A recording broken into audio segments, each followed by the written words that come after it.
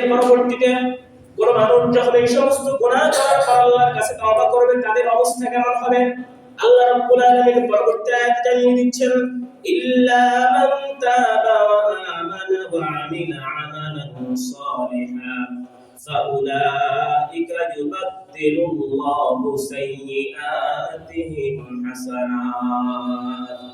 কিন্তু কোন ব্যক্তি যদি এই সমস্ত গুনাহ করার পর আল্লাহ রাব্বুল আলামিনের উপর ঈমান আনে এবং আল্লাহ রাব্বুল আলামিনের উপর ঈমান আনার পরে নেক আমল করে, ভালো কাজ করে, সৎ কাজ করে, অন্যায় কাজগুলোকে ছেড়ে দেয়, আল্লাহ রাব্বুল আলামিন বলেন ফাউলাইকা ইউবাদদিলুল্লাহু সাইয়্যাতিহিম হাসানাত। আমি আল্লাহ রাব্বুল আলামিন তাদের জীবনের সমস্ত গুনাহগুলো maaf করে দেব। শুধু তাই নয়, ইউবাদদিলুল্লাহু সাইয়্যাতিহিম হাসানাত।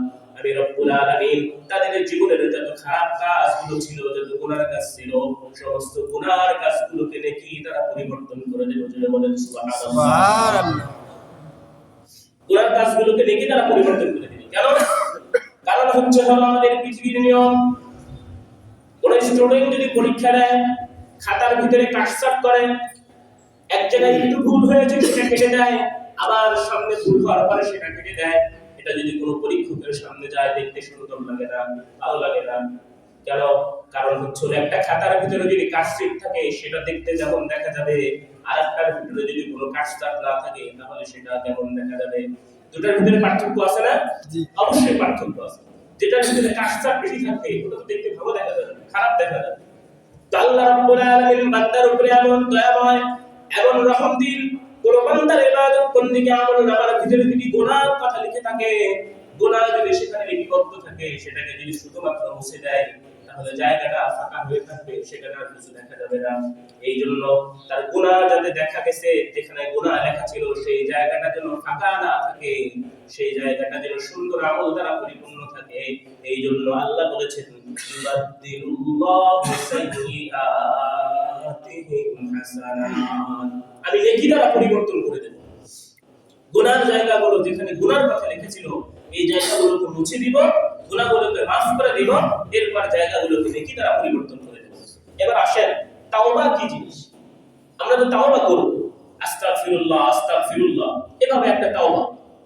আমি ভুল করেছি, কিন্তু পরবর্তীতে আমি আবার সেই কাজটা আরেকবার করলাম, তাহলে কি সেটা আমার তাওবা হলো?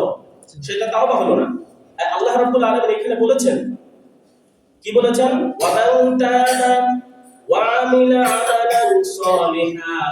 এই ব্যক্তি তাওবা করেছে, আল্লাহর কাছে ফিরে এসেছে এবং নেক আমল করেছে, তার ব্যাপারে আল্লাহ সিদ্ধান্ত দিয়েছে তার খারাপ কাজগুলোকে আল্লাহ রাব্বুল আলামিন maaf করে দেবেন, তা নেকি দ্বারা পরিবর্তন করে দেবেন। এই জন্য কোন ব্যক্তি যদি গুনাহ করে, গুনাহ থেকে যদি ফিরে আসে তাহলে পাঁচটা শর্ত। কয়টা শর্ত? কোন ব্যক্তি তাওবা করলে তার তাওবাটা প্রকৃত তাওবা হয়েছে কিনা, তার তাওবাটা আল্লাহর কাছে গ্রহণযোগ্য হয়েছে কিনা, তার জন্য পাঁচটা শর্ত। কয়টা শর্ত? পাঁচটা শর্ত। এক নাম্বার, যেই কাজের জন্য তওবা করা হচ্ছে, যে কাজের জন্য অনুতপ্ত হচ্ছে, সেই কাজটাকে তৎক্ষণাৎ ছেড়ে দিতে হবে। এক নম্বরে কাজটা সাথে সাথে ছেড়ে দিতে হবে। দ্বিতীয় নাম্বার হলো ভবিষ্যতে সেই কাজ না করার পরিপূর্ণ ইচ্ছা এবং চেষ্টা থাকতে হবে। আমি একটা গুনার কাজ করলাম, উদাহরণস্বরূপ আজকে আমি জিনা করলাম, মদ পান করলাম, আল্লাহর কাছে তওবা করলাম, আর জীবনে মদ পান করব না, কিন্তু আগামী কালকে আমি আবার সেই খারাপ কাজটার পুনরাবৃত্তি করলাম, তাহলে এটা তওবা হলো না, এটাকে তওবা বলা হবে না, বরং এটাকে মশকরা এবং ঠাট্টা বলা হবে। এই জন্য তওবার প্রথম শর্ত হলো যেই কাজের জন্য আমি তওবা করি তৎক্ষণাৎ কাজটাকে ছেড়ে দেওয়া।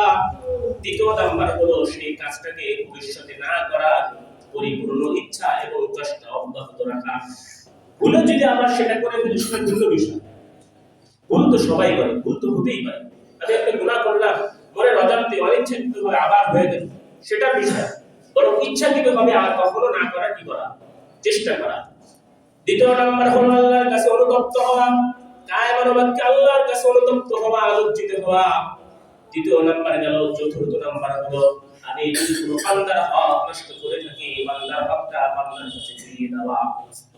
আমি আমার ভাইয়ের 5000 টাকা মেরে খেয়েছি, এক দোকানদার টাকা দিয়েছে, ভুলে আমাকে 10 টাকা বাড়িয়ে দিয়েছে, আমি টাকাটা নিয়ে চলে এসেছি, আমি তাকে টাকাটা ফেরত দেই নাই, আমি জানি সে আমাকে 10 টাকা বাড়তি দিয়েছে, আমি এরকম ভাবে আমার ভাইয়ের জায়গা নষ্ট করেছি, বোনের হক মেরে খেয়েছি। এই যে জিনিসগুলো হুকুকুল ইবাদ, বান্দার হক যদি আমি নষ্ট করে থাকি, বান্দার হকটা বান্দার কাছে পৌঁছে দিয়ে তওবা করতে হবে। আমার পকেটের ভিতরে হারাম টাকা ঢুকিয়ে আমার বোনের সম্পদ আমি জবরদখল করে আমার পকেটের ভিতরে রেখেছি, ভাইকে ঢুকিয়েছি, বোন বাগনিকে ঢুকিয়েছি, আর আমি আল্লাহর কাছে তওবা করি, এই তওবা আল্লাহ রাব্বুল আলামিন গ্রহণ করবে না। তওবা করার জন্য 4 নম্বর শর্ত হলো, যেই জন্য তওবা করছি এটা যদি কোনো বান্দার হক নষ্ট করে থাকি, কারো অর্থ সম্পদ আত্মসাৎ করে থাকি, সেই জিনিসটা তাকে আগে ফেরত দিতে হবে, এরপরে তওবা করতে হবে। 5 নম্বর শর্ত হলো, আমি যদি আল্লাহ রাব্বুল আলামিনের হক নষ্ট করে থাকি, আল্লাহর হকটা আল্লাহর কাছে পৌঁছে দিতে হবে। উদাহরণস্বরূপ, আমি গতকালকের ফজরের নামাজ আদায় করিনি, জোহরের নামাজ আদায় করিনি, এই জন্য আমি যদি ওই নামাজের জন্য তওবা করি সেটা হবে না, বরং আমাকে ওই নামাজটাকে আদায় করতে হবে, এরপরে আল্লাহ রাব্বুল আলামিনের কাছে তওবা করতে হবে। এই 5টা শর্ত।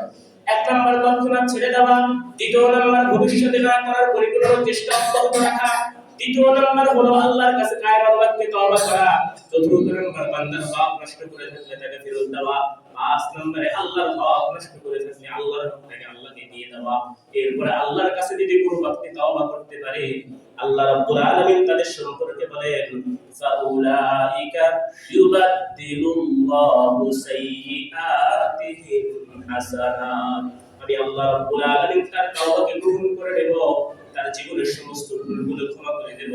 শুধু তাই নয়, তার এই ভুলগুলোকে আমি নেকি দ্বারা পরিবর্তন করে দেব। সুবহানাল্লাহ। তাহলে তওবা